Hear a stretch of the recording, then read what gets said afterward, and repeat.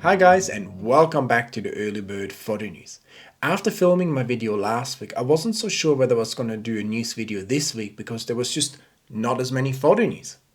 But then, ever since the weekend, a lot of photo news have been coming in, so we've got a jam-packed and exciting episode ahead of us. Let's start right away with the big rumor that Canon is releasing a 75 megapixel camera.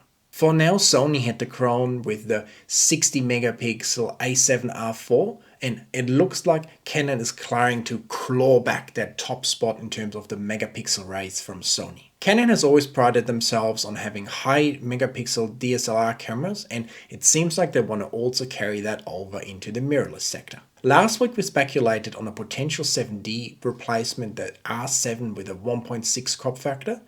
So I'm not entirely sure how these two rumors go together, whether we're going to see one camera or the other, or we're just going to see them both introduced at the same time, which seems unlikely to me. It's more likely that we probably see either an R7 very soon, and then a few months later we're going to see the 75 megapixel camera, or we're going to see the 75 megapixel camera first and then have to wait a few more months on a potential R7 camera. So I would expect the camera, let's call it R5S for now, to have animal eye tracking, same tracking like the R5, very similar features overall, but probably a smaller buffer due to the larger file size, and also have less frames per second and less video features. With more megapixels comes more noise, and it also means it becomes more tricky to shoot in those low light situations that we often find ourselves in. And because we can zoom in so much into a 75 megapixel file, every little flaw will show up. What do you guys think? 75 megapixels, is it just too crazy, too much? Is it kind of going into the medium format range already? Or is it something that you would find very interesting? Make sure to let me know in the comments. Last week we also talked about the RF 5.6 800mm lens and f8 1200mm lens being released soon. And soon actually means tomorrow on the 24th of February. Very interestingly, we've seen the first photos of those lenses now, and the thing that jumps out to me right away is that they have the same silver adapter at the end as the RF 2.8 400 and RF f4 600mm lens. So that instantly brought up the question for me, are these actually also adapted older EF designs like the 400 and the 600? Or did Canon choose to just keep the look of the lenses consistent and all big wide prime lenses will have that silver adapter at the end now?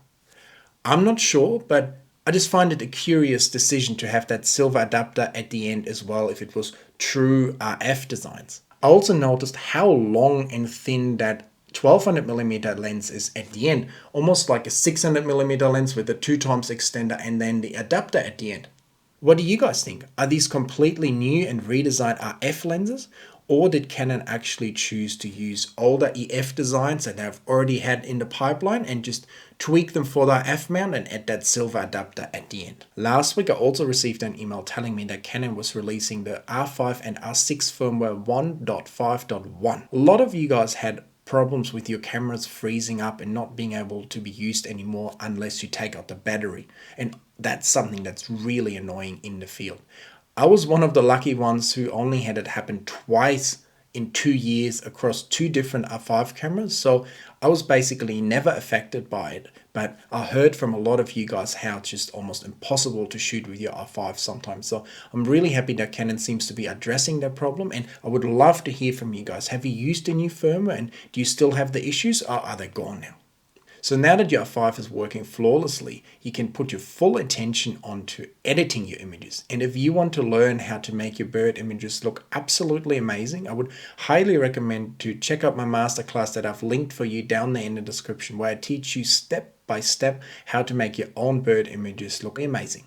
Talking about great images, I also saw some pretty cool shots taken with the Z9 in the 120 frames per second mode. In my review of the Z9, I said I'm not entirely sure where I would use such mode, and a lot of you guys said sports. And that's exactly where we've seen a few real life examples now where the 120 frames per second can come in pretty handy. And in this example in particular, you can actually see the bullet coming out of the gun of the biathletes when they're doing their shooting.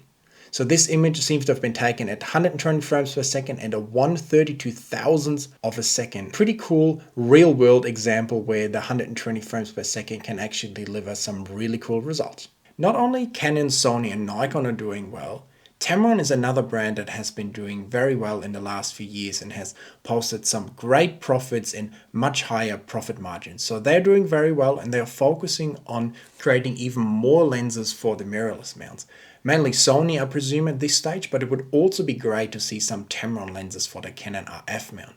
I had the pleasure of using one Tamron lens last year with the A1 and the A9 II, the 150 to 500, and they did a really good job closing the gap on some of the higher end lenses and providing some fantastic lenses for mirrorless cameras that come in at a much better price point than a lot of the Sony and Canon lenses, for instance. So going forward, I think we would all welcome some more well-priced Tamron lenses, especially also for the F mount, because also on the wide end they have been doing some great lenses.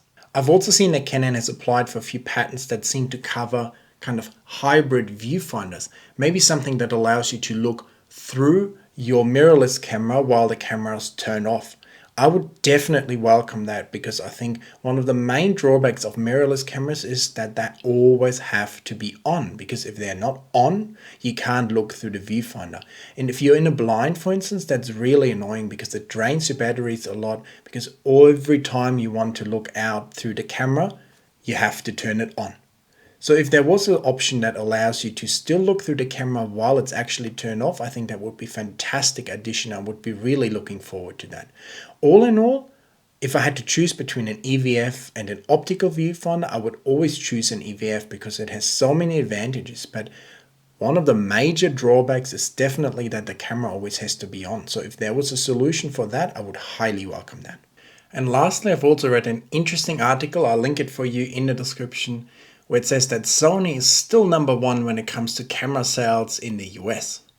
Canon is second. They don't give any figures, so we don't know how far the two apart, and I'm not sure who third is. Maybe Nikon, or could be someone like Panasonic who just released a new GH6.